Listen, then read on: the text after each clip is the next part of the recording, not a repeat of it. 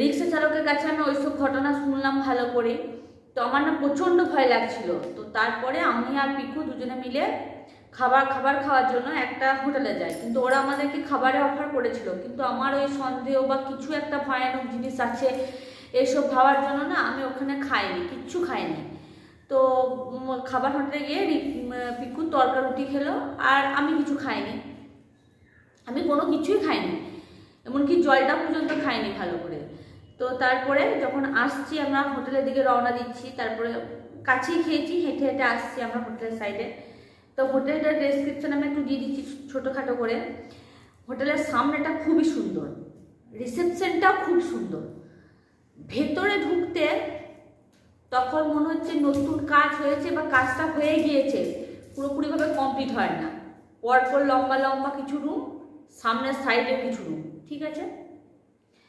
পাশের যে রুমটা আমরা ছিলাম সেই রুমটা হলো একটা বড় রুম, তার মধ্যে দুটো বেড, ছোট দুটো বেড।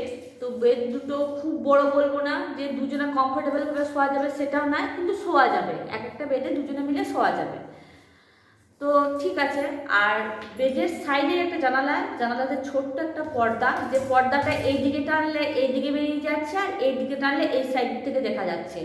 বাইরে কাঁচ, একটা টিভি আর লাইট, আর সামনেই হলো বাথরুম। কিন্তু বাথরুমটার মানে মনে হচ্ছে অনেক কিছু রক্তের দাগ টাগ এসব লেগে রয়েছে, বাথরুমটার অবস্থা খুবই খারাপ ছিল। তো ঠিক আছে, রুমে এলাম, রুমে আসার পর ড্রেস চেঞ্জ করব। তো আমার না ঠিক সিচুয়েশনটা ভালো লাগছিল না, ঠিক আছে, কোনো রকম চাদর আড়াল দিয়ে ড্রেসটা চেঞ্জ করলাম যথারীতি। আমি তো বলছি না প্রচণ্ড ভয়ে ছিলাম, তো বুঝতেই পারছিলাম কিছু একটা আমাদের সঙ্গে খারাপ ঘটতে চলেছে, কারণ একটা বোঝা যায় না, বাইরে থেকে একটা যে কোনো একটা রুমে যখন আপনারা ঢুকবেন দেখবেন না সাইড ইফেক্ট বলে একটা কিছু জিনিস থাকে, সেটা আপনার বোঝা যাবে পুরো। আমি যখন আপনার সাথে কথা বলছি না পুরো লোমগুলো দাঁড়িয়ে যাচ্ছে, সেই দিনকার ঘটনাটা মনে পড়লে না ভেতর একদম কেঁপে যায়। তো শুনুন, তো ঠিক আমরা বললাম যে ঠিক আছে আমরা দুজনে মিলে রাত জাগবো, তো টিভি লাইট ফ্যান সব চালিয়ে রেখে বসে আছি। এর মাঝে পাশের রুম থেকে কিছু একটা আওয়াজ হচ্ছে, তখন একটু মনে শান্তি হলো যে পাশের রুমে মানুষ আছে। কে আছে কিছু জানি না, কিন্তু রিসেপশনের যে ভদ্রমহিলা ছিলেন না তার ব্যবহারটা কিন্তু ভালো ছিল না। সে একটু নেপালি ধরনের ছিল, আর সে একটু আমাদেরকে অ্যাভয়েড করে চলছে। তার চোখ, নাক, মুখ, কথাবার্তা সব কিছু আলাদা, ঠিক আছে, সব ঠিক আছে। তো তারপরে ঠিক যখন 11টা বাজছে তখন আমাদের দরজায় নক, ঠক ঠক। তো আমরা তো চমকে গেছি, তো আমরা বলছি কন হ্যাঁ, ওরা তো হিন্দি বলছে মচ্ছরদানি চাইয়ে, তাই বলছে। আমরা বললাম যে নেই চাইয়ে हम लोगों को। তো ও যথারীতি নাছরবাঁধা হয়ে পড়েছে যে আমাদেরকে ও মসকুইটোর যে ইয়েটা কয়েলটা সেটা আমাদেরকে নিতেই হবে, আর আমরা বলছি আমাদের লাগবে না, রুমের দরজাটা আমরা খুলতে চাইছি না। তো ওই ছেলেটা আমাদের প্রতি মানে জোর জবরদস্তি করছে, করতে নিতেই হবে আর কি। তো আমি পিকুকে বললাম বেশ ঠিক আছে ছেড়ে দাও, নিয়ে নাও, আমরা রুমের মধ্যে এসে ওটা মানে ইয়ে করে দেবো, নিভিয়ে দেবো। তো ও বললো নিয়ে পরে আমরা কী করলাম, রুমে রাখিনি ওটা, কারণ ওদের ব্যবহারে আমার খুঁটিনাটি কিছু একটা লাগছে ভেতরে। তো আমরা সঙ্গে সঙ্গে ওটা বাথরুমে রেখে দিলাম, ঠিক আছে, বাথরুমের দরজাটা লক করে দিলাম।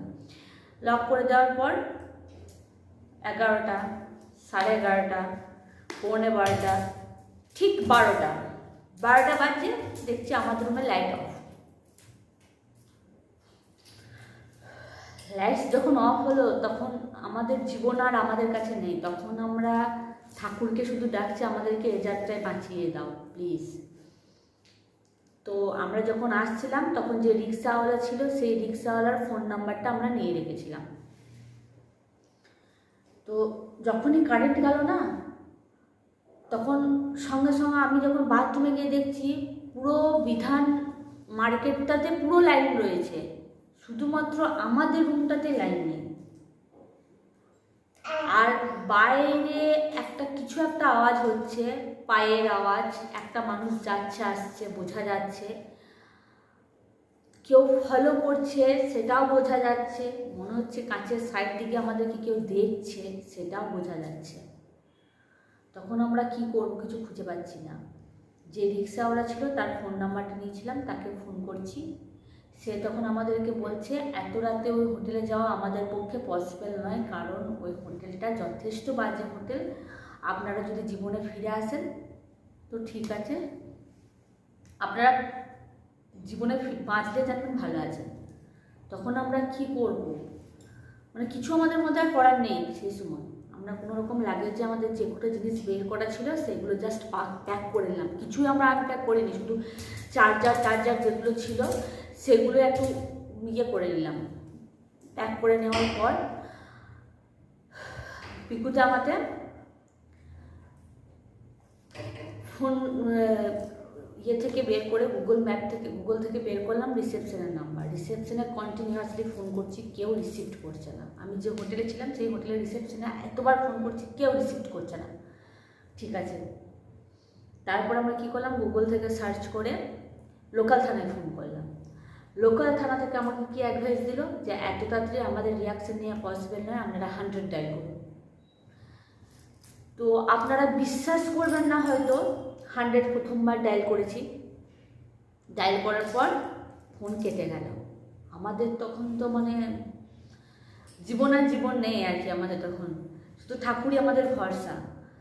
তো তারপরে 100 ডায়াল করার পর আমি যখন ডায়াল করলাম তখন যাক ঠাকুরের কৃপা লেগে যাওয়ার পর আমাদের পুলিশ অফিসার আমাদেরকে জিজ্ঞাসা করছে যে আপনি কোথায় আছেন। আমি ডিটেলসটা বললাম ওদেরকে যে আমি বিধান মার্কেটে এই লজে আছি, সামনেটা এরকম ডেকোরেশন। ওনারা আমাকে বললেন যে আপনি ফোন কাটবেন না, কারণ আপনার ফোনটা রেকর্ডিং হচ্ছে, তো আপনি শুধু দাঁড়ান, আমরা আসছি। তো এত ভালো পুলিশের সার্ভিস, এরকম সার্ভিস আমি দেখিনি। আমি সত্যি করে কৃতজ্ঞ পুলিশগুলোর কাছে। জাস্ট 2 মিনিটের মাথায় 2 ভ্যান পুলিশ চলে এসে মেন দরজায় ধাক্কাচ্ছে। তখন আমরা শুনতে পাচ্ছি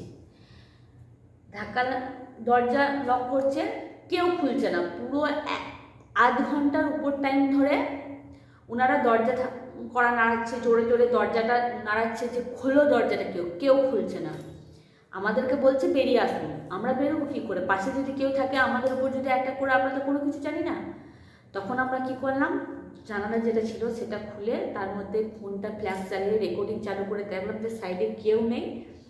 আমরা লক খুলে বাইরে গেছি। বাইরে যাওয়ার পর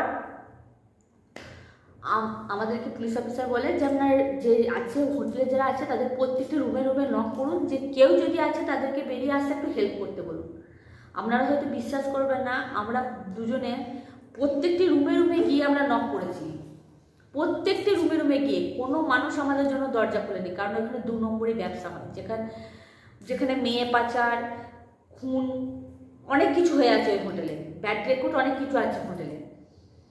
তো তারপরে আমাদেরকে পুলিশ অফিসার একটা লম্বা লোহার ডান্ডা দেয়, সেটা করে চাবিটা ভেঙে আমরা বেরোই। তো পুলিশ অফিসার আসে, তারপর ওনারা প্রত্যেকটি রুমে জোর জবরদস্তি করে ঢুকে রিসেপশনের যে মহিলা তাকে নিয়ে এসছে। নিয়ে আসার পর তাকে জিজ্ঞাসা করছে আপনারা দরজা খুলছেন না কেন, এত বড় যে বিপদ হয়ে যাচ্ছে, এতগুলো পুলিশ অফিসার যে ডাকছে তারা দরজা খুলছেন না। বলছে আমরা ঘুমাচ্ছিলাম। তখন আমাদের প্রশ্ন যে রিসেপশনে কেউ নেই কেন, রিসেপশনে এতবার ফোন করছি, কারো যদি এমার্জেন্সি শরীর খারাপ হয় তাহলে সেক্ষেত্রে কী হবে। সে বলছে যে আমরা তখন তার ব্যবস্থা নেব। পুলিশগুলো বলছে 2 ভ্যান পুলিশ, 14 জন লোক, আরও 2 জন গেস্ট, এতজন ডাকছে, আপনারা খুলছেন না, একজনের শরীর খারাপ হলে আপনারা দরজা নক করে খুলে নেবেন। তাই বলে তাদেরকে যথারীতি যা শাস্তি দেওয়া হয়েছে। হয়ে যাওয়ার পর আমাদেরকে পুলিশ অফিসার একটা ভালো হোটেলে রেখে দেওয়ার পর পরবর্তী ক্ষেত্রে আমরা জানতে পারলাম ওই হোটেলে অনেক কিছু খারাপ ঘটনা ঘটেছিল, যার জন্য ওই হোটেলের ওয়াইফস্টাফ না খুব খারাপ, মানে নেচারটা না খুব খারাপ, যে ঢুকার সঙ্গে সঙ্গে গায়ে কাঁটা দিয়ে দিচ্ছে যে কিছু একটা খারাপ হয়েছে। হ্যাঁ, ওই হোটেলে অনেক কিছু খারাপ জিনিস হয়েছে। ছোট্ট একটা ঘটনা আপনাদের সাথে শেয়ার করলাম, ভালো লাগলে অতি অবশ্যই জানাবেন যে কেমন হয়েছে মানে কেমন আমার জীবনের ঘটনাটা, কেমন আপনাদের কেমন রিয়াকশান সেটা জানাবেন।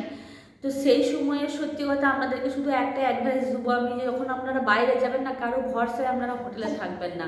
নিজে যতক্ষণ না যাচাই করবেন ওই হোটেলটা ভালো কি না, ততক্ষণ ওই হোটেলে আপনারা কিছুতেই স্টে করবেন না, পুরো লাইফ রিস্ক হয়ে যায়। কারণ আমাদের ক্ষেত্রে, আমাদের দুজনের ক্ষেত্রে এরকম জীবনের ঘটনা হয়েছে যে আমাদের জীবন নিয়ে টানাটানি হয়ে গিয়েছিল পুরো। বাড়ি তারপরের দিন আমরা আর ওইখানে স্টে করিনি, সঙ্গে সঙ্গে আমরা ট্রেনের টিকিট ছিল আমাদের এনজিপি থেকে, এনজিপিতে না থেকে আমরা মালদা চলে গিয়েছিলাম। তো মালদা থেকে আমরা ট্রেন ধরে রাত্রিবেলায় বাইরে ফিরেছি। আমরা স্টেশনে রাত কাটাবেন সেটাও আমাদের পক্ষে ভালো, কিন্তু তবু পরের ভরসায় হোটেলে কোনোদিন থাকবেন না। কারণ আমাদের দুজনের লাইফ রিস্কের পেছনে ওই ড্রাইভারটাই ছিল। ড্রাইভারটাই আমাদেরকে ওই হোটেলটা সাজেস্ট করেছিল, কারণ তার কিছু কমিশন ছিল ওদের সাথে, তার জন্য আমাদেরকে হয়তো ওই হোটেলে ঢুকিয়েছিল। এত হোটেল থাকতে আর ভগবান চাই যে সেই রাতটাতে আমরা বেঁচে যাই, তার জন্য হয়তো আমরা 100 ডাইল করে বেঁচে এসেছি। তো বন্ধুরা, আজকের মতন ভিডিওটা এখানে শেষ করলাম। ভালো লাগলে অতি অবশ্যই লাইক, শেয়ার, সাবস্ক্রাইব করবেন। টাটা।